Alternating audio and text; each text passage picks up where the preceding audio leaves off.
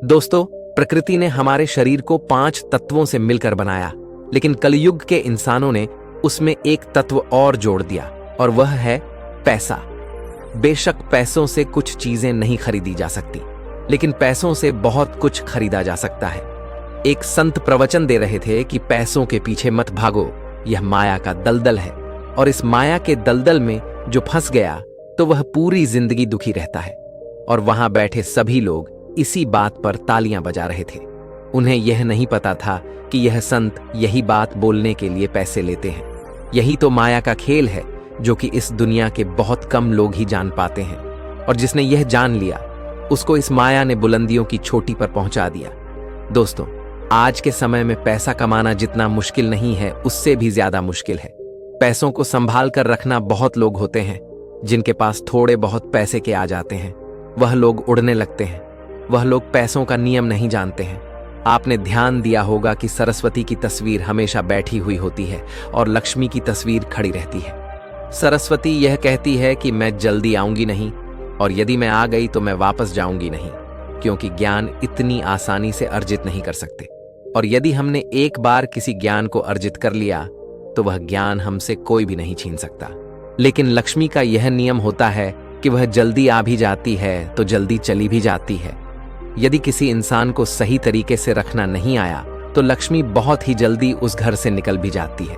तो आज की इस कहानी के अंदर मैं आप लोगों को 6 ऐसे खर्च बताऊंगा जिसे आपको आज और अभी से ही बंद कर देना चाहिए, तो ही आप पैसों के सही नियम को समझ पाएंगे। आप कितना कमाते हैं यह जरूरी नहीं है। जितना भी आप कमाते हैं इसमें से आप अपना खर्च इन 5 जगहों पर कम कर दो। धीरे धीरे आपके घर में धन रुकना शुरू हो जाएगा। आपको खुद को लगेगा कि सच में हमारे घर में पैसा रुकना शुरू हुआ है। और अमीर बनने का सबसे पहला रास्ता भी यही है कि अपने खर्च को थोड़ा कम कर दो और ज्यादा पैसा कमाने का तरीका ढूंढो। तो चलिए जानते हैं इस कहानी के माध्यम से कि वह कौन सी 6 चीज है जहां हमें पैसे नहीं खर्च करना है। तो चलिए कहानी शुरू करते हैं। लेकिन दोस्तों, वीडियो में आगे बढ़ने से पहले यदि आप भी भगवान गौतम बुद्ध के सच्चे भक्त हैं तो इस वीडियो को लाइक करके कमेंट बॉक्स में नमो बुद्धाय जरूर लिख देना। और दोस्तों, यदि आपने अभी तक हमारे चैनल न सब्सक्राइब कर लेना ताकि आने वाली वीडियो सबसे पहले आपको मिल पाए। तो चलिए आज की बौद्ध कहानी को शुरू करते हैं। एक बार की बात है, एक गांव में 2 औरतें रहती थीं। एक के पास भैंस थी और एक के पास बकरी थी। जिसके पास भैंस थी वह औरत सही तरीके से किसी भी चीज को संभाल कर रखना नहीं जानती थी। उसकी भैंस दूध तो बहुत देती थी, लेकिन उसने दूध की कीमत जानी ही नहीं, और वह दूध घर की बिल्ली को पिला देती थी। उस दूध को ऐसे ही खर्च कर देती थी। दूध को सही तरीके से उपयोग में कैसे लिया जाता है वह औरत नहीं जानती थी। और जिसके पास बकरी थी वह दूध की कीमत जानती थी, और वह दूध के एक एक बूंद को बचा कर रखती थी और उसी से दही जमाकर घी निकालती थी। और धीरे धीरे उसने बहुत सारा घी इकट्ठा कर लेती है। अब जिसके पास भैंस थी उसने दूध की अहमियत कभी जानी ही नहीं थी। उसने कभी भी दूध से घी निकालने के बारे में सोचा ही नहीं था। फिर एक दिन उसके घर में कुछ मेहमान आ जाते हैं, और मेहमानों को रूखी रोटी तो नहीं खिलाई जा सकती, यह तो आप हम सभी जानते हैं। तो इसीलिए वह औरत उस औरत के पास जाती है जिसके पास बकरी थी। उस औरत के पास से 1 पाव घी लेकर आती है। वो औरत ये कहकर घी लाती है कि मैं जल्द ही अपनी भैंस का दूध निकालकर घी निकालूंगी, तो मैं तुम्हें तुम्हारा 1 पाव घी वापस कर दूंगी। और बकरी रखने वाली औरत उसको 1 पाव घी दे देती है उधार के तौर पर, और फिर वह औरत अपने मेहमानों को खाना खिला देती है।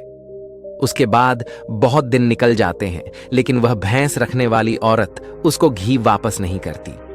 एक दिन फिर बकरी रखने वाली औरत भैंस रखने वाली औरत के पास जाती है और कहती है कि मैं तुम्हें 1 पाव घी दी थी तो मैं वह घी वापस लेने आई हूं। यह सुनकर वह औरत कहती है, कौन सा घी?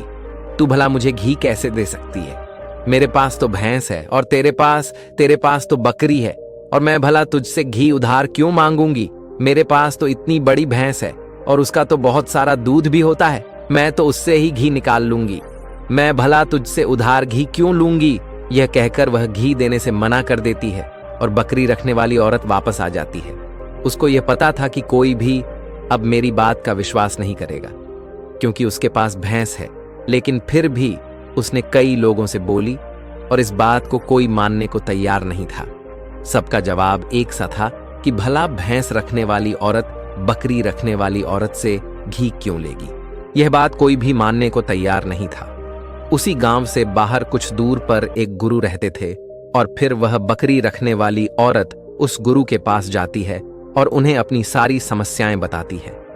उसके बाद उस गुरु ने भैंस रखने वाली औरत को बुलाते हैं और फिर वह औरत भी उस गुरु के पास आ जाती है और वह भी अपनी बात बताते हुए कहती है कि गुरुदेव ये झूठ बोल रही है, मेरे पास तो भैंस है और भला मैं इससे घी क्यों लूंगी।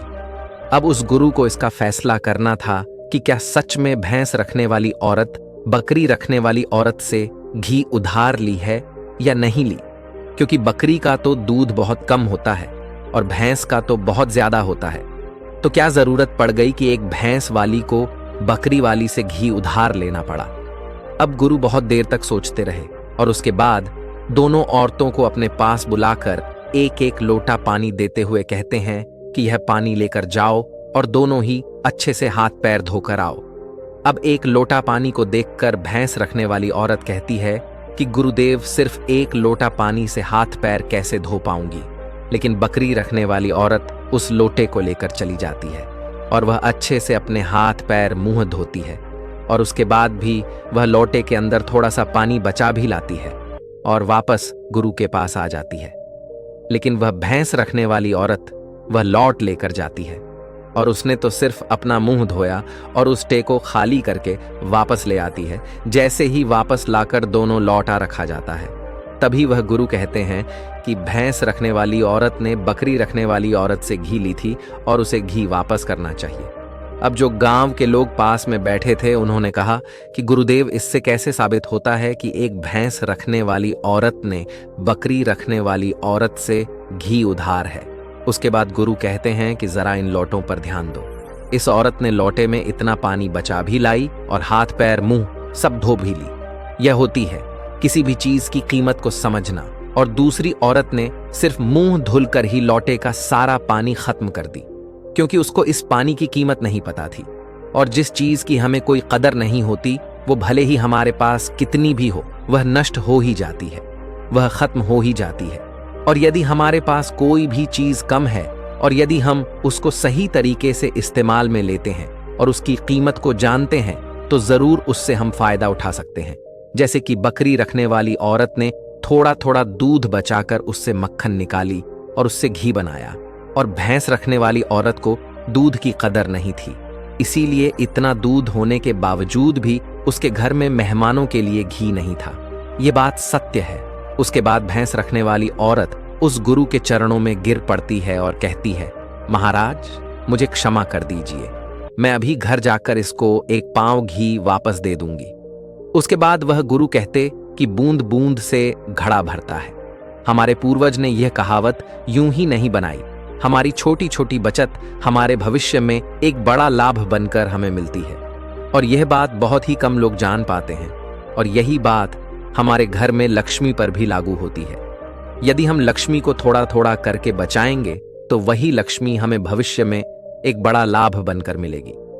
दोस्तों, कहानी तो आपको समझ में आ गई होगी, तो आइए अब जानते हैं वह 6 खर्चों के बारे में जो हमें आज से ही बंद कर देनी चाहिए। सबसे पहला खर्च है दिखावे का खर्च। आपके पड़ोस में किसी ने बड़ी कार ले ली, तो अब आपके मन में जलन होने लगी है कि मुझे भी जल्द ही कार लेनी है, और यही दिखावे का खर्च आपको उम्र गरीब बना के रखता है। दोस्तों, हम में से ऐसे बहुत से लोग होते हैं जो सिर्फ दिखावे के चक्कर में ही बहुत सा ऐसा सामान उठा लाते हैं, जिससे कि दूसरों के सामने सिर्फ अपना रुतबा बढ़ाने के लिए गाड़ी ले लेना, महंगे जेवर ले लेना, महंगे मोबाइल ले लेना, या फिर कोई ऐसी महंगी चीज खरीद लेना जिसकी हमें हमारी जिंदगी में कोई जरूरत भी नहीं होती।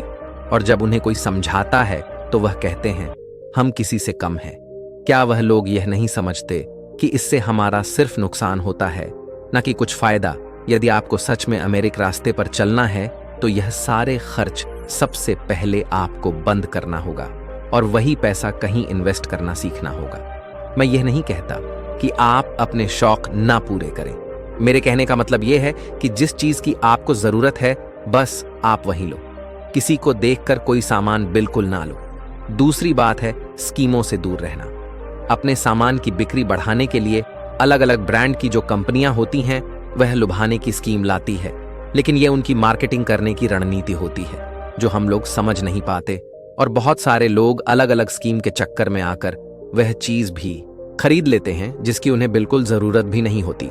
यदि हम मार्केट में जाते हैं और हमें पता चलता है कि 50% के डिस्काउंट के अंदर घड़ी मिल रही है, बल्कि हमारे पास तो 2-4 घड़ी घर में पड़ी हुई है, लेकिन फिर भी हम उस घड़ी को खरीद लाते हैं। हम लोग ये नहीं समझते कि सब मार्केटिंग करने की रणनीति होती है। इससे हमें फायदा नहीं होता बल्कि कंपनी को ही फायदा होता है। इसीलिए ऐसे शौक कभी ना पाले, क्योंकि यही गरीब होने का सबसे बड़ा कारण होता है। क्योंकि जिस चीज की हमें जरूरत भी नहीं है और उसी चीज में हम लक्ष्मी को खर्च कर देंगे तो उससे हमारे घर की लक्ष्मी नाराज हो जाती है और फिर धीरे धीरे हमारे घर से निकलने लगती है। तीसरा खर्च है कर्ज।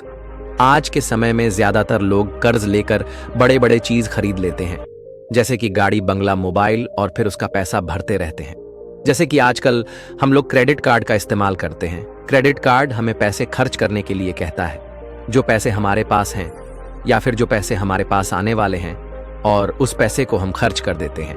तो जरा सोचिए कि हम अमीर कैसे बन पाएंगे। जो पैसे हमारे पास आए ही नहीं उस पैसे को भी हम खर्च कर देते हैं और हम अमीर बनने के बारे में सोचते हैं, अमीर बनने की वीडियो देखते हैं, लेकिन उन बातों का पालन पूर्ण नहीं करते। और बहुत लोग तो ऐसे भी होते हैं जो लोन लेकर जमीन खरीद लेते हैं और यह सोचते हैं कि जब हमें इससे फायदा होगा तो हम लोन वापस कर देंगे, लेकिन वह लोग यह नहीं समझते कि जितना हमें इसमें फायदा होगा उससे ज्यादा तो हमें लोन का ब्याज भरना पड़ जाएगा। तो दोस्तों, ऐसे काम कभी नहीं करना। कर्ज लेकर कोई भी चीज ना खरीदें। चौथी और सबसे बड़ी बात यह है कि आप अपने पैसों को कैश में रखकर ही खर्च करें। कभी भी मोबाइल फोन के किसी भी ऐप का उपयोग करके पैसे खर्च ना करें। आपको शायद पता नहीं होगा कि आप कोई भी सामान खरीदते हो और फिर फोन से पेमेंट करते हो तो आपको आपके पैसे खर्च करने का ज्यादा तकलीफ नहीं होता, क्योंकि वह पैसा आपके जेब से नहीं जाता। लेकिन वहीं पर यदि आप अपने जेब से निकाल कर पैसे खर्च करते हैं तो आपको थोड़ा सा महसूस तो होगा कि यार पैसे खर्च हो रहे हैं। अगर आपको यकीन ना हो तो आप ऐसा करके देख लेना, मार्केट जाना और फिर किसी भी सामान का पैसा अपने फोन से पे करना, जिससे आपको ज्यादा महसूस नहीं होगा कि आपका पैसा खर्च हो रहा है। लेकिन जिस दिन आप अपने मोबाइल से पैसे निकाल कर दोगे तो उस दिन आपको जरूर लगेगा कि यार जेब से पैसा जा रहा है, मेरा पैसा खर्च हो रहा है, ज्यादा पैसा खर्च हो रहा। पांचवी बात जो आपको ध्यान में रखनी है, अपनी भावनाओं पर काबू रखना। अगर आपको कोई चीज पसंद आ रही है और आप उसे खरीदना चाहते हैं तो पहले यह देख ले कि वाकई क्या इस चीज की आपको सच में जरूरत है या नहीं, क्योंकि बहुत से लोग कोई चीज पसंद आने पर उसे तुरंत खरीद लेते हैं। कई बार तो ऐसा भी होता है कि कोई स्कीम वाले आते हैं जो हमें लुभाने वाली चीज लेकर आते हैं और हमें वह चीज पसंद आ जाती है और हम उसे तुरंत खरीद लेते हैं। हमें ऐसी चीज लेने से बचना चाहिए। हमें ऐसी चीज नहीं लेनी चाहिए, बल्कि हमें सिर्फ ऐसी चीज ही लेनी चाहिए जिसकी हमें जरूरत है। छठी और आखिरी बात यह है कि कभी भी कोई शौक ना पाले। आपको शायद इस बात का पता होगा कि हमारी दुनिया में महंगाई का सबसे बड़ा कारण है शौक। आज के समय में नॉर्मली 10,000 का फोन आ रहा है और वहीं पर 2 लाख का भी फोन आ रहा है। दोनों में फर्क इतना है कि किसी को 1 लाख का फोन रखने का शौक है तो वहीं किसी को 2 लाख का रखने का शौक है। हाँ, वहां पर आदमी की अमीरी भी दर्शाती है, क्योंकि अमीर आदमी बड़ा फोन रखेगा तो लगेगा कि वह अमीर है। तो यह शौक ही तो हु शौक है, तभी तो उसने महंगा फोन रखा। इसीलिए सबसे बड़ी महंगाई का कारण होता है शौक, और किसी चीज की महंगाई नहीं है।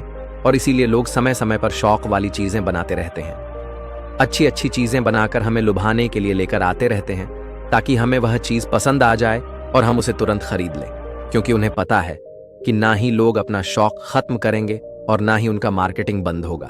तो इसीलिए अपने शौक पर काबू रखें, जितना हो सके कम शौक करें, क्योंकि शौक करने से हमारी जिंदगी नहीं चलेगी, बल्कि मेहनत करने से और पैसे को अपने पास सेव करने से ही जिंदगी चलेगी।